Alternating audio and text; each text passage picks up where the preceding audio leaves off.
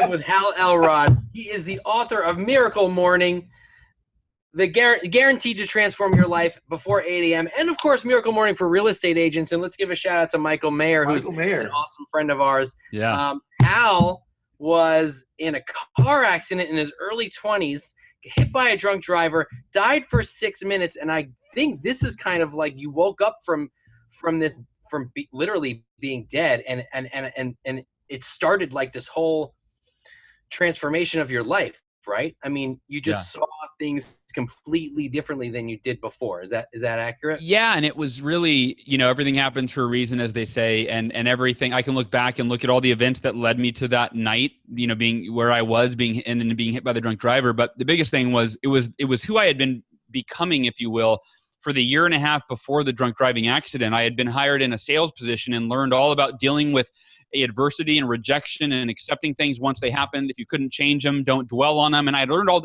these really powerful lessons that were designed, as my dad pointed out, for much milder adversity.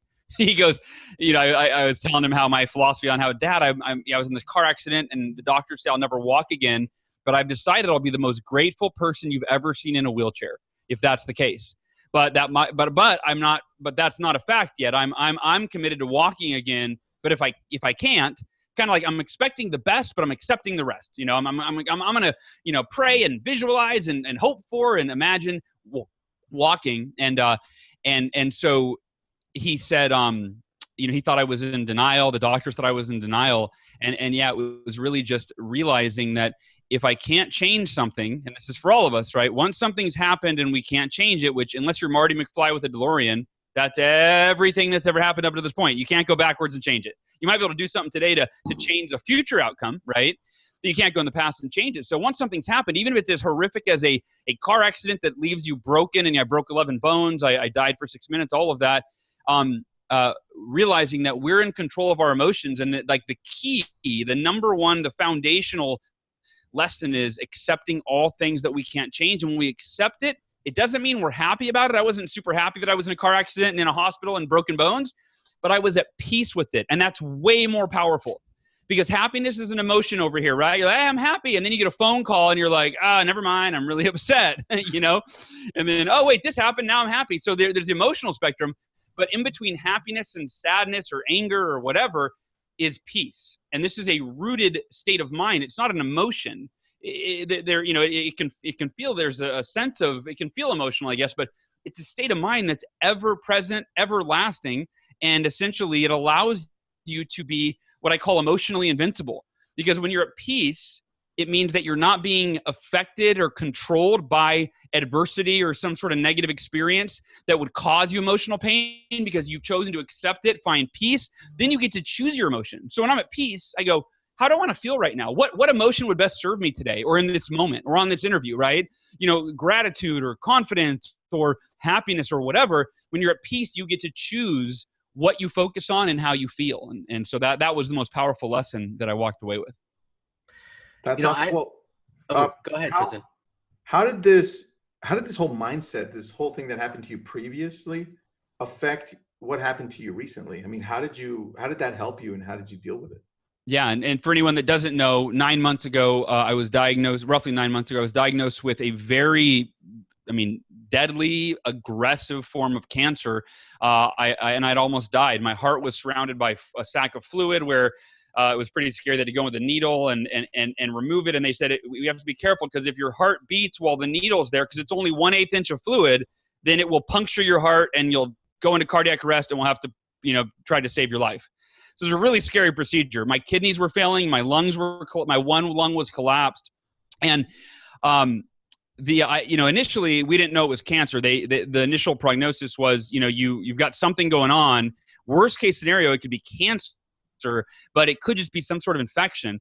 And I called my wife first, of course, family, but I called one of my closest friends, and I said, look, if it is cancer, I said, looking back at my car accident, I deemed my car accident the best thing that ever happened to me, because the greater the adversity, the greater the opportunity for growth, and it allowed me to grow and become the person that, that I turned into, but also it allowed me, it became my life's work. I started speaking at high schools and colleges. This was, 18 years ago. I was 19 when the car accident happened, or 20.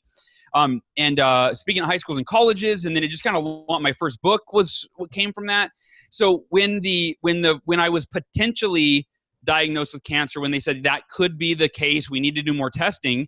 And I called my business partner, John Berghoff, who's one of my best friends. And I told him what was going on. He said, oh my, he was kind of devastated for me, and go, God, buddy, I hope it's, that's not what it is, but how are you feeling? And I go, if my car accident was the best thing that ever happened to me, then this will be the new best thing that ever happened to me. And I said, this will be the greatest opportunity potentially for me to, to help more people or impact more people. And I've realized there's two questions I think we should always ask when we're facing a challenge. What can I learn from this that will serve me? What can I learn from this that I can share that will serve others? And you might not be on a mission to change the world or whatever. So when I say others, that might be your kids, right? Or your spouse, or, and I remember when I was in the car accident thinking that, going, I felt this divine intervention, this sense of responsibility that I've got to take this on as positively and proactively as I can, so that I then learn how to approach adversity in that way. And then I can teach other people. And I literally was thinking, I was only 20. I wasn't planning on having kids anytime soon, but I really had that thought about, like, if I'm going to teach my kids how to respond in a positive, proactive way to their challenges and their adversities, I've got to live that first. I have to live it first, And so I think that we all have a responsibility to kind of, fulfill our potential in every way, because only then are we qualified to help other people fulfill their potential. And I don't care who you are, we all have people that we care about in our lives. And so I think we have a responsibility to them to be our best so that we can help them be their best. And that is something that I learned back when I had my car accident. And it's something that my wife's calling. I'm going to send her to voicemail. Boom. Sorry, I can't talk right now, sweetie. If she calls again, I might have to answer live. Let's talk to your wife. Let's try. All right. Well, so if she calls again, we'll see. Oh, go ahead. No, go ahead. I don't even know where I was going with that. One of the things that I learned from you, I think, is the very first time I ever heard you speak. And I mean, you've been life-changing for me, going from being a stay-at-home mom to a single mom to building this huge real estate career. And I attribute 100% of it to reading Miracle Morning when I was going through the very beginning of my divorce. Like, how am I going to do this? But I remember one time when I heard you speak, you were talking about having a 5-minute funeral. And I teach my kids that all the time. And all the time my kids are like, I'm like, 5-minute funeral. And they're like, Mom, we want to have a 5-minute funeral. I'm like, 5 minutes. So for those of you who don't know, this is totally Hal's. He was just talking about, the things that you can change and the things you can't change. So a 5-minute funeral is for something difficult or bad or hard that happens to you. Have a 5-minute funeral. Think about it for 5 minutes. Be angry, be upset, and then let it go. And move on. Just say, can't change it. And I teach that to my kids all the time. And I actually heard my 8-year-old the other day say it to one of her friends who's saying she was mad about something. She goes, give it a 5-minute funeral. That's what my mom always says. Well, Amanda, you just taught me something, because I call it the 5-minute rule. Oh, I thought you called it the 5-minute funeral. No, but I love the 5-minute funeral. It's like you give it 5 minutes for that adversity right? And then you mourn it and then you let it die. Like I might steal that. I think we just renamed it. Yeah. No, we're just making new things happen here for you. Sorry, I saw my kids. 5-minute Well, funeral. you know what? That's just like my wife. Oh, go ahead. Oh, no, I was going to say that, one of the things that Miracle Morning has taught me as well is that, you went through probably one of the most difficult early on in your life, one of the most difficult things that like an average person, right, would just have shut down completely and just thought that everything was over and there was nothing that can be done and I'm never going to walk again. And from that, it has taught me that, there are certain things in our life that we just cannot control. But we can control the way we look at them, right? Yeah. And so my wife and I to them. go through this all the time, where, like Amanda was saying, the 5-minute funeral, she just recoined your phrase. Yeah, no. So that's buy what that we're gonna call domain, it. Amanda, 5minutefuneral.com. I would buy that if I were you. Go buy it. I'll give you For 5 me- minutes to buy it, and then I'm going to go buy it. No, I was going Yeah. For me, my wife, like in this real estate business that we're in, you know, there are curveballs thrown at us every single day, and a lot of them we can't control. So my wife's like, listen, take a few minutes, be upset, but then you have to get back to focusing on what you can control. Yeah. And so I think, you know, what you went through early on in your life, very few people go through, and you just thought about it was all about the mindset, you know. Sure. Instead of shutting down, you did the complete opposite. Well, and there's a lot of science and, you know, research that shows that the mind-body connection, and that's another lesson, you know, Tristan, you asked, right? Like, what did I take from that car accident when I was diagnosed with cancer? And that was another lesson. Was I was told I would never walk again, and I don't know that I fully shared what I decided at that point, which was if I'm in a wheelchair the rest of my life, I'll be the happiest person you've ever seen in a wheelchair. That's what I told my dad. I said, but there's a second possibility, which is that I will walk again.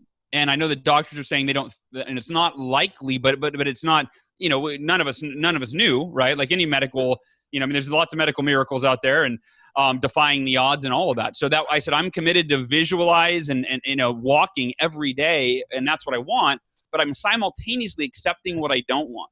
And, you know, I don't think we're ever taught that in school. I learned it from some mentors and kind of seeing my parents. You know, my baby sister died when I was 8 years old. I had a 7-year-old sister and I had a 1.5-year-old sister. So just a baby. And one morning I woke up and I heard my mom screaming across the hall. I ran across the hall and it was just my mom, my little baby sister, and me at home. And my dad was at work. My sister was out of town at my grandma's house. And I heard my mom going, "Oh, my baby, my baby." I ran across the hall and she had been nursing my sister, and my sister's eyes glossed over and she died in my mother's arms. Oh. And as you'd imagine, the most devastating thing that can happen to a parent, within 6 months, my mother founded a support group for other parents that had lost children, you know, at a very young age. And she led that for many years. And she also launched a fundraiser to raise money for the hospital that took care of my sister while she was alive. And so even though I didn't consciously at 8, I didn't even acknowledge that. I didn't realize it. But then looking back, like 20 years later, I was like, oh, that's where those seeds were planted in my subconscious around when bad things happen to you, right? When you experience a tragedy or an adversity, you turn it into something that serves other people, you know? And in doing that, selfishly, you find fulfillment, which that's not a bad thing, right? You know, so I call that being selfishly selfless. You know, when we're selfless, we benefit just as much as the people that we're helping, if not more. And so I think that's just, you know, that it seems to be a good way to live, and it helps you to deal with your challenges when you realize they're not just about you, but there's an opportunity for you to use those challenges for the greater good. And in doing that, the meaning you're giving it, you know, it's really empowering. Hey, I just want to back up for a quick second because I'm sure there's some people watching who don't even know who you are and don't know what Miracle Morning is. Okay. So let's talk about what it is and how it came about and what the ritual is every morning before 8 o'clock, you know, just becoming your best self. Absolutely. So the Miracle Morning, first and foremost, it was never going to be, it wasn't an idea for a book title or anything I was going to share. What happened was in 2008, when the U.S. economy crashed, I had just bought my house at the peak of the market, right? Because that was what the news said was good to do. You know, and now's the time to buy, right? You know, interest rates are low and houses are higher than they've ever been, and then they'll ever be worth again. You know? They just never talk like that. We don't. No. And so I bought my house at the peak. Anyway, economy crashes and I kind of crashed with it. I just launched a business and I was a coach, and I lost over half of my clients because they were affected by the economy. They couldn't afford to pay me to coach them. Lost my house and I went into a deep depression, stopped exercising, and you know, very common. It's not like I was special in that. I mean, I was amongst millions of Americans that were going through similar circumstances. And after about 6 months, I called. I hadn't told anybody because I was a success coach. So you can imagine a success coach who's failing miserably. It's, you know, I didn't think at that time, I thought it's not good to showcase, you know, and I felt like it was really messed me up because I'm big on authenticity, and I feel like a fraud. I'm like failing. Like my life and business are getting worse every single day. And I'm trying to tell people that I'm going to coach them on being successful. But what am I going to do? I can't, so I can't lose all my clients. All right. So it's like this really internal conflict. And I ended up calling one of my closest friends. Finally, after 6 months, my wife said, you need help. Call John Berghoff. John Berghoff is now my business partner and one of my closest friends. We do events together now, put on events. And at the time, I called him and I unloaded. I just said, John, no one else really knows this except for my wife. My parents know, but I'm like in a downward spiral right now, physically, mentally, emotionally, financially. I'm at my lowest point. And I was crying and I was just unloading to him. And I said, what should I do? And the advice he basically gave me was Google what the world's most successful people do every day, figure out what their routines and rituals are that they do consistently. And he said, and then start doing those things. He goes, maybe find out what books they're reading or what are they doing? And so I thought, okay, I don't know if that's going to be the answer, but I'll try. And I Googled, I spent probably 30 minutes Googling different phrases of, what the world's most successful people do each day, or daily routines of achievers or entrepreneurs, or I just kept Googling different phrases. And I kept coming across morning rituals, morning routines, early rising, right? And I wasn't a morning person. So I was like, yeah, I know some people do the morning. I'm like, nah, not me. Like, what else do they do? And by the way, if you're watching this and you're like, yeah, that's me. I'm not a morning. I'm like the last person that would be a morning person. Welcome to the club. We have, it's hundreds of thousands of people. Actually, it's up to over 500,000 people that have the Miracle Morning, and hundreds of thousands that do it every day. And we surveyed our community once. I didn't know the answer to what percentage were already morning people before they read the book. So it was easy for them because they just read it and they're like, oh, cool, I'll just do the stuff in my morning routine. I already wake up early. And then somebody asked me what percentage of the Miracle Morning community were not morning people before they read the book. And then the book actually helped them overcome that limiting belief. And there you go. Amanda's living proof. And I didn't know the answer. So I thought, I've got to survey our community. So at the time, I think we had, like 14,000 people in the Facebook group or whatever. And I surveyed, and it was 71.4% of the people that responded, and it was thousands of people, said they had never in their life been a morning person until they read the book. And so for me, that was kind of the thing, is like, okay, if I want my life to be different, even though the voice in my head goes, you can't beat the snooze button, you can't wake up early, you've never done it in your entire life since you were a kid, what makes you think you could do that? I thought, if I want my life to be different, I have to be willing to do something different first, right? If I want my life to be different, I have to be willing to do something different first. And I thought, all right, I'm doing it. And so I opened up my schedule, and it was a physical planner at that time. It wasn't digital. And I wrote 5 a.m. personal development. And the theory was, I've got to dedicate time each day to my personal development first thing in the morning. 2 reasons. Number one, in the short term, put myself in a peak physical, mental, emotional, and spiritual state first thing in the morning, win the morning, so that I go into the day in that peak physical, mental, and emotional state, my best self, just on fire.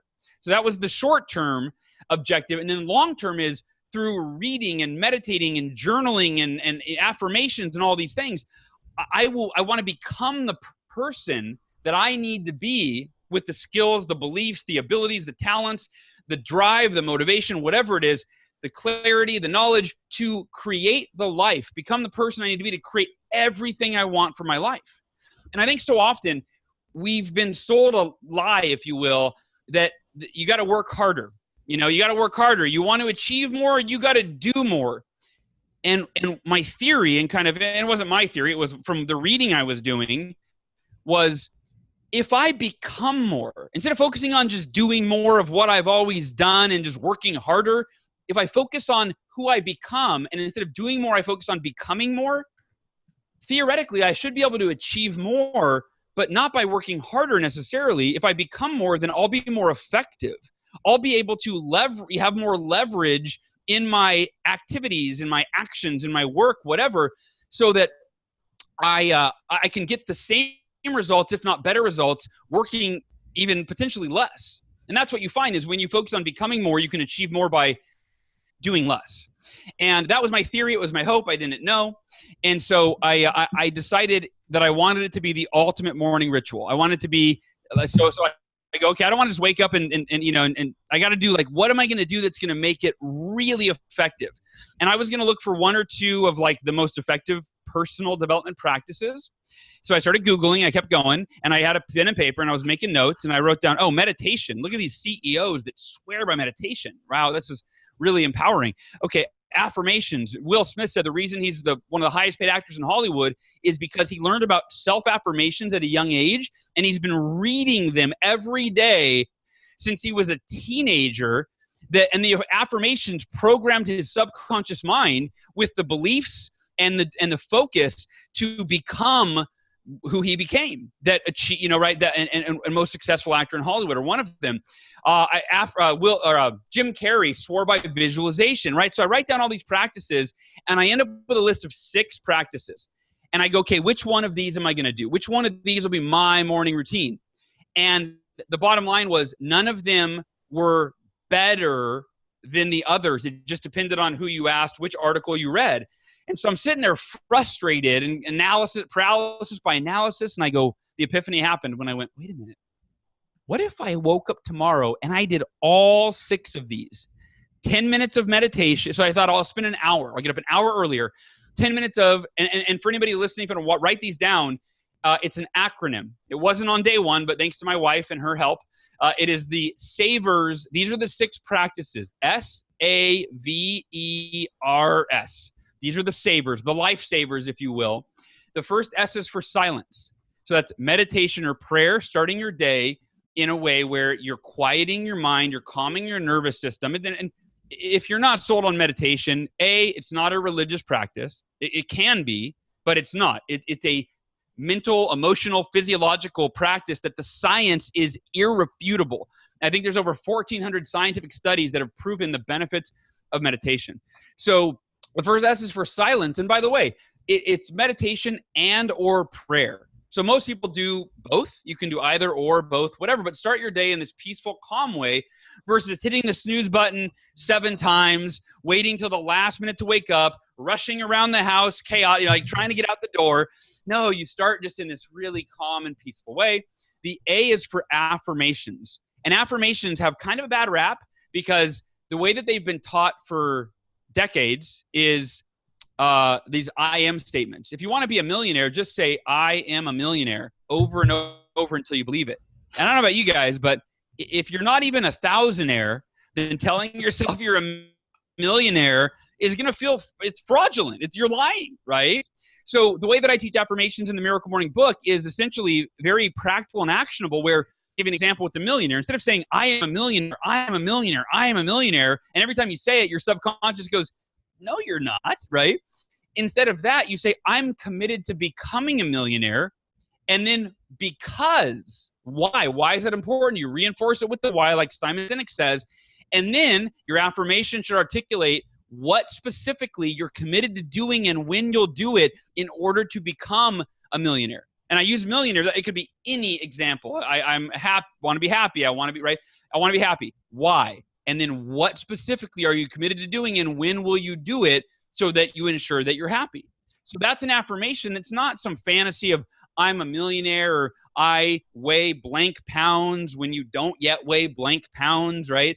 It's your affirmations are rooted in truth, not fantasy. The V is for vision, and I'll run through these real quick and then turn it over to you guys for questions. The V is for visualization, and similar to affirmations, I think that it's been taught wrong, or not taught optimally. Meaning, we've all. Did you guys see The Secret? You guys watch The Secret back in the day? Yep. Yeah. The movie The Secret, right? And everybody made a vision board, and I don't know about you guys, but the vision board on my wall, it very quickly, I stopped noticing it was even there. It just blended into the background, right? So it lost its, it didn't have a lot of impact. It was a fun, like, craft exercise to do. It's fun. But the visualization that gurus have taught is to visualize the end result. You want to run a marathon? Just see yourself crossing the finish line. But what the research that I've done, and it's not sophisticated. It's just studying what science is, research and studies have been done out there, is that you find that it's actually counterproductive to do that over and over and over again. When you visualize the perfect end result, and that's where you leave your visualization, you just stop, you look, you see it, you feel good, and then you stop. What studies have shown is that you actually trick yourself into thinking that that result is as good as done with or without your effort. And then you actually will lose the drive to go out there and make it happen, because that healthy sense of, urgency is gone, because you go, no, it's going to happen. I've seen it hundreds of times. You go, well, what are you doing to make sure it happens? I just visualize it every day, right? It's like, no. You got to do more than that. So the way I teach visualization in the Miracle Morning book is there's two parts. Number one is the first part we just described. There's value to that, because if you see yourself achieving something over and over again, you actually will overcome the limiting belief that you can't do it, because you go, no, I now see it. I know what it looks like. I've got a weird thing where I just cry I've got an infection, you guys. So it's interesting. Tears are running down my face like 5 times a day. And it's funny. I'll be talking to somebody and they're like, are you crying? Like, no. It's like a physical thing. So anyway, I wasn't tearing up. But anyway, so visualization, first part is see that end result, because then you can believe that it's possible. The more you see it, the more you believe it. However, the second part is more important. And that is that once you've seen it and you felt what it's going to feel like to arrive at your destination, bring your visualization back to the present day and see yourself, visualize you doing the thing that you have to do today that will get you where you eventually want to go. When I was training to run an ultra marathon, I hated running. So every morning I did 2 things. Plus I had never run more than a mile. So the idea of running 52 miles in a day was like, that's crazy. So I saw it every day and I started to believe that it was possible. But more importantly, I would visualize myself looking at my clock on my wall at 7 a.m., which is when I was committed to running each day. And then I'd see myself you make a little movie in your mind. I'd see myself walking into my closet, grabbing my running shoes, my shorts, getting dressed, lacing them up. And while you visualize yourself doing the activity, you want to create the emotional state within you to feel excited about it. Because often the activities that'll get us where we want to go, there's a lot of fear, right? Because what if we fail? Or I don't like running, or I don't like cold calling prospects, right? So see yourself picking up that phone with a smile on your face and calling 20 or 30 prospects or whatever it is for you, right? And that way, and also I recommend seeing the time on the wall or on your phone that you're committed to doing it, so you associate those. So for me, I'd visualize and create this emotional experience of actually going for a run at 7 a.m. and enjoying it. Then when it hit 7 a.m., it was so much easier for me to go lace on my running shoes and go for a run, because I had created a visualization, an image in my mind, a movie of it being an exciting experience. Going for a run, something that I hated doing naturally, I visualized actually enjoying it. So at 7 a.m., it would trigger, oh, boom, time to run. And I would go out the door and it would be that much easier. And that's the power of visualization and how to use it. Those 2 parts, the long term, and then more importantly, today. See yourself taking the action today. The E is for exercise.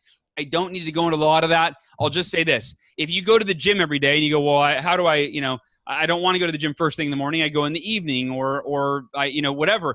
I'm talking about like a 7-minute workout. If you don't have the app, 7-minute workout, greatest app in the world, or it's a great app. My son and I, he's 4.5. He's about to turn 5. This morning he comes in and we probably do this. And I have him do a yoga thing anyway. But we do it together. It's so fun. We get the app on my phone, and we literally did it right behind me on the carpet this morning. My 4-year-old son and I did our full 7-minute workout, right? And so you can still go to the gym in the afternoon or evening, but the bottom line is that when you exercise in the morning, right, there's so many physical, mental, and emotional benefits that you'd be crazy to not at least do a minute of jumping jacks. Like, that's all you got to do, a minute of jumping jacks. But now your heart rate's up, the blood is flowing through your body, right? The oxygen is feeding your brain. You're thinking clearer. You're more awake. You're more alert. You feel better. That's the E for exercise. The R for reading. And I'm not talking about like Harry Potter books or 50 Shades of Grey or whatever, right? But actually reading. Tristan's so upset upset right now. Tristan's so upset right now. You can read He's on the those. seventh book. He's on the seventh book. But my wife and my kids are a fan. It's okay, Tristan. You're in good company with my wife and my kids. But the no, but I always, I say we're one book away from learning what we need to learn to change something significant in our lives or in our businesses, right? And so read every day. And if you quantify it, by the way, if you read just 10 pages a day over 365 days a year, that's 3,650 pages, right? You divide that by 200 pages, that's 18 200-page self-help books.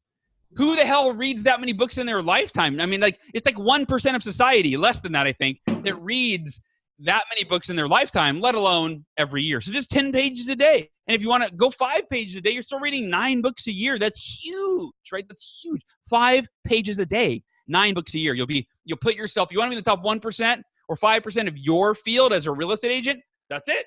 There you go, right? Then the last S is for scribing. And scribing is a word that was not in my vocabulary, guys, to be totally transparent. I had to use a thesaurus. It was originally journaling, but the affirmation or the acronym SAVERJA with a J at the end for journaling, it just didn't work. It didn't flow. So I went from SAVERJA. I just put journaling into thesaurus, and I'm like, oh, that's genius. So the power of putting pen to paper, though, it forces you to articulate your thinking, which our thoughts run rampant all day long, right? We have a million thoughts. Often they're not organized or rarely organized. But when you every day write down, what are you grateful for, right? What are you committed to doing today that is crucial? You got a to-do list of 20 things? What are the top 3 you'll do? That's what every morning I use an app called 5-Minute Journal. And I journal 3 things I'm grateful for and 3 things I'm committed to doing today to win the day. That's it. Super simple. Takes 5 minutes. At the end of the day, I journal 3 things that went great today and the 3 things I'm going to do better tomorrow. That's it. 5 minutes in the morning, 5 minutes. Super simple. And I'm going to wrap the savers up, right? Those are the 6 practices of the Miracle Morning. I'm going to wrap that up and turn it back over to you by sharing something. Robert Kiyosaki, who wrote Rich Dad Poor Dad, sold 26 million copies. I got to meet him at an event. We both spoke at actually a real estate event. And I got to have dinner with him. And I gave him a copy of The Miracle Morning. And I was really nervous. I had signed it for him before dinner. But then I'm sitting there at dinner going, he's not going to read my little self-published Miracle Morning book. Like, what am I doing? Like, this guy's worth, millions of dollars. And I think he's 70 years old. I don't think he's looking for a self-help book to change his life at this point. But I thought, you miss all the shots you don't take. Robert, I'm a huge fan of your work. Here you go. Here's this book. And about 3 weeks later, I got an email from his assistant. And she said, Robert loves the book. Him and his wife are doing the Miracle Morning every day together. They say it's changing their life. It's improving their marriage. And I was blown away. And Robert interviewed me on Rich Dad Poor Dad Radio. And here's what he said. And this to me, it summed it up perfectly. He said, Hal, before I read the Miracle Morning, he said, I think that every successful person on the planet was doing at least one of the savers. Every successful person on the planet swears by at least one of those. He said, but I had never heard of anyone doing 2 or 3 of them, let alone all 6. He goes, these are the personal development practices and ancient. They've been utilized by highly successful people in all walks of life for centuries. And he said, but no one had ever put them together in this little package where you could benefit from all 6 of them, in every single day. And he said, and now you can, and I do Miracle Morning every single day. And and so that's it. So any one of the savers will transform your life, but if you do all 6 of them, you accelerate your personal development. And so therefore you accelerate become the best version of yourself faster than you ever thought possible. And then your internal world starts to, project into your outer world, and they start to mirror each other. And, it's incredible. And I'm blown away what it's done in my own life, but just seeing person after person after person that reads the book it doesn't matter what country they're in, doesn't matter what age they are, doesn't matter, I've seen this work with teenagers. I've seen it work with, folks that are elderly. I mean, it's so universal. It's been amazing. Hey, I'll shut up now. I love that you broke a lot of these things down, especially the part about reading. I mean, so many of us, we use the excuse that we just don't have time. Sure. I mean, and I've been doing a heck of a lot more reading. I just read The Go-Giver. We just spoke to Bob Berg a few weeks ago. Nice. Another great book. But if you do a little bit every day, I mean, it adds up. Like I promised myself that every single day I would write 5 handwritten cards just to friends, family, past clients, go on Facebook and look and see what people are doing. 5 times 365. I mean, when you look at it over the long term, a little bit at a time, everything will add up. And everybody has 5 or 10 minutes to do something like that. And I think that's what's so great about the book. Break down and it breaks it down 1 hour a day, 10 minutes of each of these things. You can do it. And I know that I have given myself a ton of excuses as to why, my kids are up at 5 a.m. Oh my gosh, that means I have to get up at 4 a.m. You know what I mean? We've all done that, right? So what do you say to somebody in that situation? Because there's lots of parents in our group. I mean, you have Amanda, who's a single mom. She's doing like tens of millions of dollars in real estate. She's making it happen. So it can be done. So what do you say to those people that have that block in their mind that they just can't do it or don't have the time because of just life? I mean, the first thing I always say is, is evidence, right? Like I always look at other people and I go, hey, if another human being can do something, well, I'm a human being. And, and they weren't doing it. I'm sure they weren't born knowing how to do it. Right. And so meaning that there are, thousands of really busy parents that Miracle Morning is their saving grace. Like for you, Amanda, I mean, you're a great example of that, and so the other piece I would say though, is that it doesn't have to be an hour. In fact, there's an entire chapter in the Miracle Morning called the 6-Minute Miracle Morning. And it's not a gimmick. I mean, honestly, I always lead by saying, I know it kind of sounds gimmicky, like, oh yeah, 6-minute abs or, what is this? But no, but the way that it came about was like the original book. It was my own thing. And then it worked for me. So I shared it. Well, when I was doing my Miracle Morning, before it was a book idea, there were many days where we have that all or nothing mentality, right? Often, like if you intended to go to the gym for an hour and you're running late and you go, I can only get in 40 minutes. Often we scrap it all together, right? Which is kind of silly. It's better to do something than nothing, right? Than nothing. And so there were enough days where I ended up waking up a little late or something happened and I didn't do my Miracle Morning. And because I thought I don't have an hour because I liked an hour. So I've only got a half an hour. I've only got 20 minutes. I've only got whatever. So there was one day where I only had like 15 minutes. I go, you know what? I'm going to do 1 minute for each of the savers. I'm going to meditate for 1 minute. Get in a real peaceful state of mind. I'm gonna pull up my affirmations and I'm gonna read. It only takes like a minute to read affirmations anyway. Just read through my affirmations real quick. I'm gonna visualize for 1 minute. I'm gonna exercise, do a minute of jumping jacks. It's like, oh wow, I'm way more awake. I'm way more energized from that 1 minute of jumping jacks. I'm gonna read. I'm gonna read just a page and try to get one idea that I can apply today, right, from the book I'm reading. I'm gonna journal. It only takes 1 minute. I'm gonna write down a couple things I'm grateful for.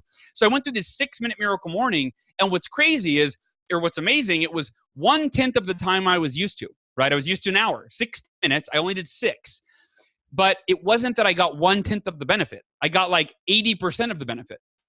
I still felt almost as empowered as I do doing a 60-minute Miracle Morning. Now, I don't recommend doing a 6-minute every day because you can't go really deep and contemplate things really deeply. But it just goes to show that you can really customize it for your own lifestyle. And a lot of folks do a 30-minute Miracle Morning, and they'll do 5 minutes for each of the practices, or they'll customize it. Like even in an hour Miracle Morning, you could do 20 minutes of exercise, 20 minutes of reading, and then 5 minutes of affirmations, 5 of visualization, 5 of journaling, right? So you can do 5 of the others. So you can really customize it the way that you want. And the last thing I'll say is this: what the hell are you doing from the hours of like 11 p.m. to 2 a.m. that's so valuable for your life and your future that you can't go to bed 30 minutes earlier to wake up 30 minutes earlier, right? I don't know about you, but like the Netflix binging, I don't know if that's going to create the life of your dreams for you, unless you want to be a movie producer and you're studying their work or something. But really that's what that is kind of what I would say is that you just go to bed a little earlier to wake up a little earlier. Well, what made the difference for me was putting my phone where I can't reach it. It's yes in another room, really loud. I've been struggling with the whole Miracle Morning, waking up early part for a year and a half until about 2 months ago, where I just put it in a different room. And now very consistently waking up at 4:55 a.m. So that helped me. Beautiful. Amanda, how are you doing with That's- waking up early? Oh, awesome. I get up between 4 and 5 every morning now. And I mean, I am inherently a night owl. And when people go, oh, I could never do that, I could never do that, I tell them, well, what do you want out of life? What are you willing to sacrifice to get to your goals? For me, yeah, I'm willing to sacrifice an extra hour or two of sleep, because I even added Ironman triathlons into being a single mom and having a busy business. And that's why I just kind of had to start bumping my time up earlier and earlier. But this is what I tell people: start with it being 15 minutes earlier, and set the goal for yourself that in a month you're going to make it 30 minutes earlier, and then a month after that. And I actually was joking one time with a couple of the agents on my team, and I said, it actually gets really addictive to see how much I can get done at 4 o'clock in the morning. And then I'm like, oh, I'm going to set my alarm for 3:45, and I'm like, no, I should probably draw a line. I probably should be getting up. That's too early. It is, but it really is true that it really comes down, like Simon Sinek, starting with why, but what do you want out of your life? Because like you were just saying, your Netflix binging is not going to get you the life that you want. Sure. But you have to really decide and then make that commitment to yourself. And when you read books that talk about accountability and things like that, yes, it's super nice to have the external accountability, things like that, but true accountability really comes from within. How badly do you want what you're going after? Let me tell you, when I was on mile 23 of my Ironman, and I could feel that my toenails are falling off, and that I was like, I'm done with this business. My knee felt like it was blowing out, but I still reminded myself that this is what I want. That I've been getting up at 4 o'clock in the morning to train, that I've been doing, 10-hour workouts to do my brick workouts and prep myself for this. It came back down to, what did I want? What do I want for my life? What do I want out of my life? And that's what I just kept reminding myself of constantly. And it goes for, like Tristan was saying, I sleep with my phone in my bathroom because I put my docking station in there, like it charges in there. I don't go to bed with my phone anywhere near me because it makes me get up. It wakes me up enough that I'm in there. I actually just read a book too that was called the 5-second rule. And you tell yourself 5, 4, 3, 2, 1, and you just go do it. And it just all comes down to what you want out of your life and the commitment that you're willing to make to yourself to go after it. 100%. And you're absolutely right. I think that every year we run an event. I have an event coming up in November called Best Year Ever Blueprint. And Amanda, what you just talked about is, that's one of the big kind of pillars, if you will, of what we focus on at the event, is helping people. It almost goes back to what I said, which is it's not about what you're doing, it's who you're becoming. And I go to so many events or read books, and they're often they're just like, if you go to an event, you're just taking notes the whole time, but you're not becoming more. You're just getting a bunch more information. And I don't know, we've all left events with like information overload, right? Where you go home with like 10 pages of notes, and then you already had a busy life before the event, and now you're supposed to find out how to find time to review those 10 pages, let alone to synthesize them and put them into your schedule and find time to implement all the stuff that you learned, right? So like our events, it's all about not so much what you learn at the event, it's about what you do and who you become while you're there. It's kind of getting a glimpse of what does your full potential look like? Because we're not, myself included, all of us, all of you, none of us are, we're all like, they say you use whatever percentage of the human brain. I don't even know. What is it? 2%, 3%? I use less than that. So I don't even know the percentage, but right. But the point is, it's like, well, the same is true of our potential, right? We use, 8% or whatever it is of our potential. And so being able to, I think, realize that all of us, it's not just that we want more, like everybody wants more, but wanting is such a passive thing, right?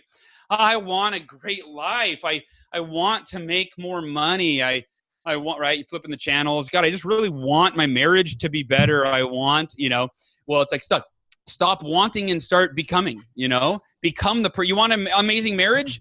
Don't complain about your spouse, right? Become the spouse that could have nothing other than an amazing marriage, right? Become the person. So I don't know if that makes sense, but that for me is that whole piece where it was a real paradigm shift and here's the irony, by the way, who you're becoming is far more important than what you're doing, yet it's what you're doing that's determining who you're becoming, right? And that's where the miracle morning is kind of the beauty. If the alarm goes off in the morning and you hit the snooze button, right, and you lay there unconscious, think about the message that is sending to the universe, everybody else, but more importantly, to ourselves. If the alarm goes off and you're like, yeah, I know I say I want an amazing, extraordinary life, but not as bad as I want to lay here unconscious for just like 7 more minutes, right? Just give me another 9 minutes. And I think it's a really powerful message in a negative way to our subconscious mind to do that. But when you wake up and you actually dedicate that time to your personal development, you're sending a message to the universe, to yourself, that I'm committed to this life that I want. I'm not just saying I want it. I'm not just sitting back and wanting it. I'm actually becoming the person that it's inevitable. I can't not create it if I continue on this path of personal development. Well, and these guys know I'm super huge on mindset, and I love Napoleon Hill. And he says that the human brain is the greatest thing that's ever been created, because we can take, and what we program into our brain is what can really happen out there. And he talks about how if we have all the wealth in the world and we only take 1 penny, that's the same thing that we're doing to ourselves. We're shortchanging ourselves just like that if we don't program our brains that this is the trajectory that we're on. Yeah. Yeah, it's so interesting that, the idea of programming our subconscious mind, it's just stuff that they need to be teaching in school, right? Like they don't teach any of this stuff in school. They teach you how to memorize facts and pass tests, and it's like, how about they teach you to program your subconscious mind, to manage your own emotions, to how to create self-accountability, as as Amanda referenced, and self-motivation, all of those pieces. Hal, I put up your event, bestyeareverlive.com. What's that about? Because I actually hadn't heard about it until you just told us. It's amazing. I've been to one. Oh yes, Amanda, I love it. So it is. So it's everyone needs to. Everyone, when they end one year and they go into a new year, they typically want to make the next year their best year ever, right? Yeah. But it rarely happens. We usually end every year going, oh man, well, I didn't achieve all my goals this year, but this next year will be better. It's like, and then the next year's the same, it's just the same thing, right? We tend to settle. And so Best Year Ever Blueprint, I ran it as a teleseminar like 7 years ago or something, and it got such great feedback, I ran it again. And then when I decided to do a live event, I thought, I've got this really kind of revolutionary process for how to extract the most value out of a year that you're finishing, right, in terms of lessons and all of that, and then how to design the new year. So at the Best Year Ever Blueprint, essentially, like I said, instead of just sitting there taking notes, the whole thing's experiential. You're doing things. So I'll give you an example. We talked about the importance of, to have your best year ever, you've got to add value for other people, right, in your life. And the more value you add, the more valuable you become to your clients, to your customers, etc. So my business partner, John, who's like the most brilliant experiential facilitator in the world, I have the ideas, but I don't know how to implement. Like he implements. I'm like, John, how could we do this? And he comes up with this really creative way to do it. So here's what we did. Everything that we do at the event is not telling you what to go home and do. We actually have you do it while we're there. So for example, when we teach you the power of masterminding, you don't go home and have to flip through and, I think masterminding was on page 7 of my notes, and then review it and then actually set your mastermind up. We do it while you're there. So when you leave the event, you have a mastermind, and it's made up of fellow like-minded attendees that just went through what you went through. You're all totally on the same page. You have the same brain, right? But so the example I was going to give on adding value for other people and like the kindness, we talked about some soft, this was like a real soft topic, but we're like, this is crucial. You really have to learn how to add value every day, and you're going to be better at it if you do it with every human being that you meet. Not just the people that you can get money from, or right, that there's something you can get from them, but just selflessly just giving value. So here's what we did. None of the attendees knew we were going to do this, but we and this might ruin the surprise because we'll probably do it again this year. This is our 4th year, but what we did is we had everybody get together in groups and brainstorm what are ways that you can add value for the people in your life, from strangers to your clients, your customers, etc. And so everybody was in a group of, I think, 6. There were 300 people at the event, 6 people to a group, so like 50 groups, and they all brainstormed ideas. And then we had them all, every group got to share a couple ideas and, you know, for everybody. And then we said, okay, guys, we're going to take a 90-minute break right now. Grab your smartphones. You're going out in the city of San Diego and go implement the things that you just told us you could do. So it was amazing. So people, this is by far one of the coolest parts of the event. And I've never been to an event where they send us out in the city for 90 minutes to go do something. But people came back and we showed the videos up on the screen and had teams come and share. Teams brought back homeless people with them. And they brought back, I mean, it was this one group brought back this woman and her children, and they came in playing a bunch of drums and like bongos. Were you at that one, Amanda? Were you at the? I was at that one. It was just amazing. And so they did all these creative things. But again, they got to experience it, not just write notes about it because some speaker was telling them, this will be a good idea when you go home. So anyway, like, I don't know if that was too much or too little, but the point that's awesome, dude. That's like walking on fire right there. I love it. It was fun. I will tell you what my group did because I still remembered it. We went down by the beach, and first we went and bought posters and markers, and we went down by the beach and just, you know, lots of people walking by because it's San Diego, and we had people sign these posters that said thank you for law enforcement because there's so much anti-police semitism out there. And so we had these huge posters that, you know, people just wrote kind things about law enforcement and how they were thankful for that. And then we took it to the nearest San Diego PD station and presented it to them. And at first they're like, what are you doing? Wow. We just want to say thank you.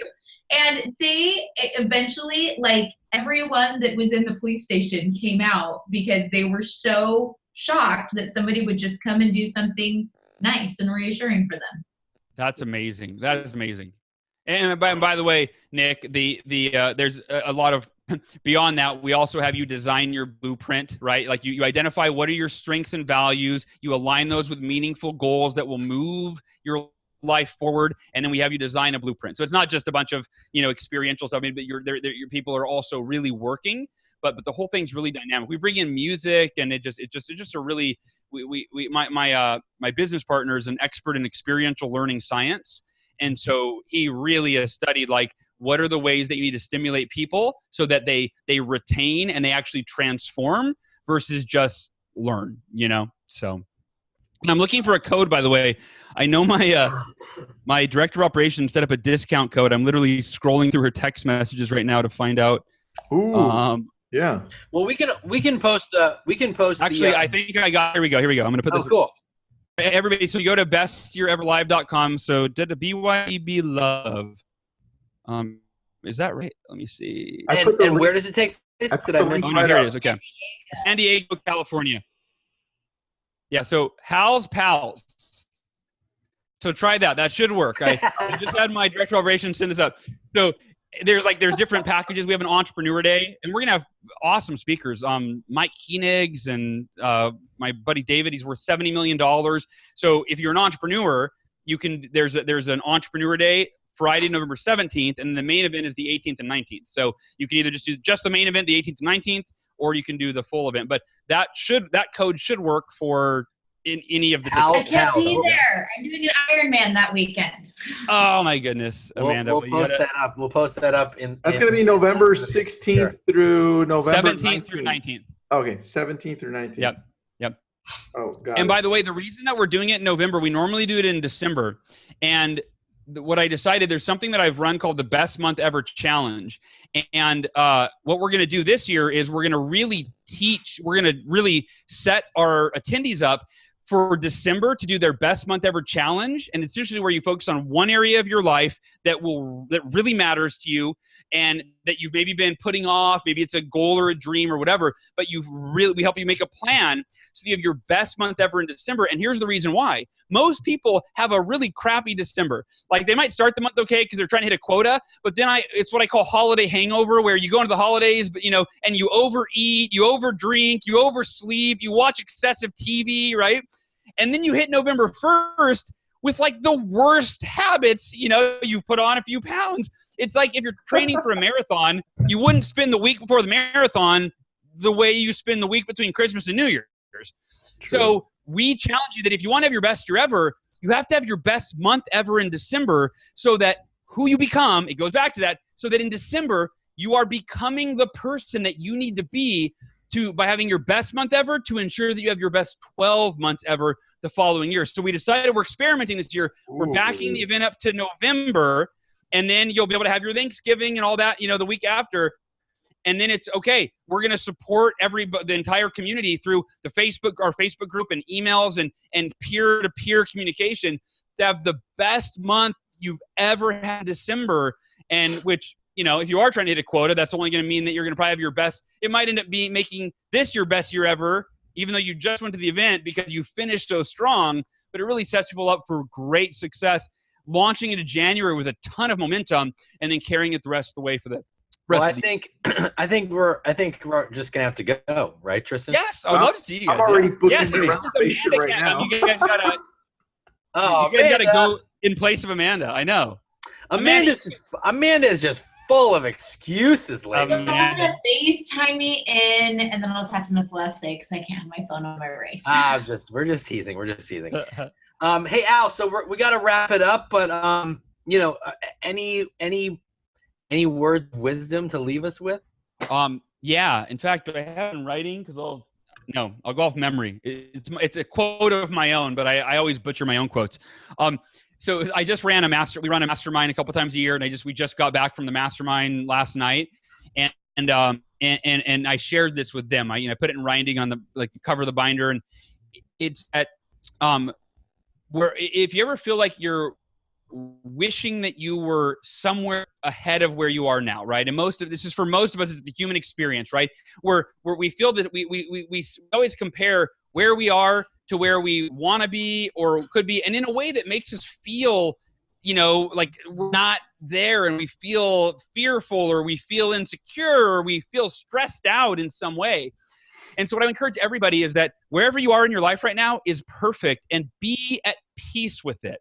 Be at peace with it. And here's what you have to realize is that whenever we finally get to the place we've been working so hard for, whether it's a singular goal or buying a house or hitting an income goal or retiring, whatever it is, writing it, whatever it is, whenever we finally get to that place that we've been working so hard for, whenever you finally arrive there, whether it happens this month or next year or whatever, or 10 years from now, you almost never wish it would have happened any sooner.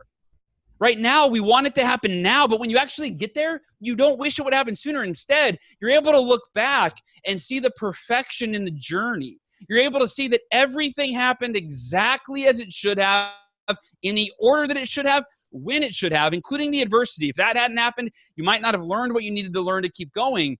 So maintain a healthy sense of urgency. That's good, but really be at peace with where you are now and be like, I'm exactly where I'm supposed to be. I'm exactly where I'm supposed to be. And that's the thing is we can't really find happiness if we don't have that mindset of being at peace with where we are while moving in the direction of where we want to go. But it's that simultaneous, kind of balance between, no, I'm happy. I'm not where I want to be, but I'm moving there. And as long as I'm moving in the right direction, right, that is success. I think it was Jim Rohn that said that success isn't a destination, that it is consistent daily progress toward a worthwhile predetermined goal. And so if that's true, then you're at peace with where you are and you are successful, not if you've arrived, but if you're moving in the direction of somewhere you want to be, and just be at peace with that journey the entire way. And then when you get there, you'll look back and go, thank God I didn't stress out for the last 12 months wishing I would have been here already. I'm great. I got here when I was supposed to get here. It's, it's all good. That's a good ending. I love it. Well, listen, everybody, make sure if you haven't read it, if you haven't implemented it, The Miracle Morning, you can go on Amazon. Hal, it's the most reviewed book on Amazon. Is that correct? No, it's up there. We have like 2,500 5-star reviews, but I think Tim Ferriss has like 4,000 reviews or whatever. So, and then there's another one, Miracle Morning for Real Estate Agents, and it's co-written by our friend Michael Mayer. Definitely check that out as well. Michael's an awesome guy. Well, this has been a picture of us. Yeah, do it. Awesome. Well, this was fun, man. We should have you back in a couple months, and we'll definitely try to make it out to your event in San Diego. That'd be fantastic. That would be awesome. I would love to have you guys there. Yeah, anything that I can do to serve you or the community, let me know, and I'd be happy to come back on the show for sure. Oh, and hey, you ready for a Lab Coat Agents exclusive announcement? Yeah. Oh, shoot. yes. Okay, so I haven't announced this because it's only 99% for sure. Okay.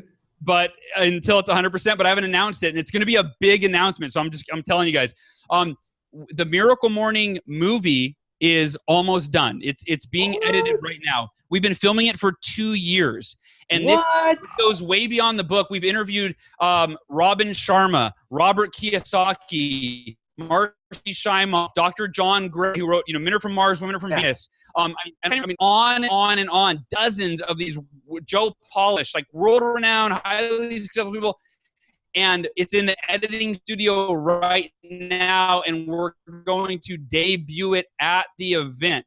It'll be cool as we're going to watch him on the Sunday morning, the last day of the event, do a little like red carpet premiere at the event. And what's cool is this is the first cut. So everyone there will actually be able to inform it and give feedback. So it's actually, technically, it's a test screening. And then we can still, they go, you know what, can you add this or whatever? So, but yeah, it's going to be the debut of the Miracle Morning movie at the event. So you're literally the first community I've ever announced that to. So wow, that's pretty amazing. We feel so honored. So is it kind of like a documentary, and you talk to people that have implemented it, and they talk about how it's improved their lives? Is that type of thing? Yeah, so it tells my story of everything you guys just heard. You see that. Do you play yourself, or who plays you? No. So it's a documentary. Is it Matt Damon? Matt Damon plays Matt Damon. Yeah. No, it is a documentary. Yeah, but it's really. I mean, I haven't even seen the cut, but I was there on a lot of the shoots and stuff. So it's really cool. So it features my story and teaches the Miracle Morning. Right, that's kind of part one, and then it goes and it interviews what do the world's most successful people do for their morning rituals. So you can go beyond the Miracle Morning and go, oh, well, they're doing something totally different. I'm going to try that, And then the last piece is we feature 4 stories of people that we've met through the Miracle Morning community that have transformed their life in really profound ways, including Rister Mum from Kenya, who is now speaking at schools all over Kenya, teaching the Miracle Morning to students in Kenya. So we had a film crew out in Kenya go and follow her around and film her. Then we surprised her. Her dream was to meet me and come to the Best Year Ever Blueprint. So we flew her to the Best Year Ever Blueprint, and as like the culmination of like her dream, and it was really cool. So all those, another gentleman lost 70 pounds as a result of the Miracle Morning. His story is featured in there. So we feature some just everyday folks, if you will, and these profound transformations they've had. So yeah, it's pretty cool. Awesome. Well, thank you for announcing that here. The 99%. 99%. It's 99%. 99% sure. Yeah. That's awesome. But that's awesome. Well, Thanks for having me, you guys. I love and thank appreciate you. you. Thank you so much. Thanks for being on, Hal. Yeah, man. All Thanks for being a great example. Bye, Hal. Oh, sorry. I interrupted Tristan. No, I was saying thanks for being a great example, Hal. I appreciate it. Awesome. There you go. Thanks, My guys. pleasure. Take Bye. care, guys. Bye. Thanks, guys. Bye.